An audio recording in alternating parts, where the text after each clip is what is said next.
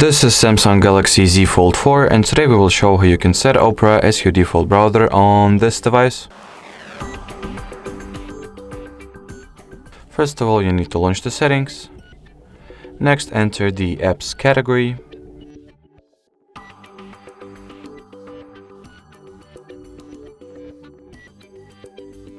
At the apps category, go for the choose default app section, browser app, and here simply select Opera.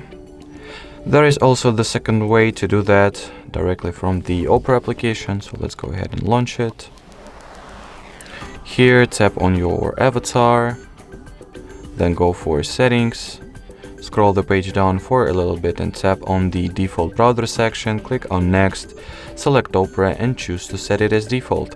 And that will essentially mean that you have successfully set Opera as your default app for browsing on this device. Alrighty, so that will be it for this video. Thank you so much for watching, and bye bye.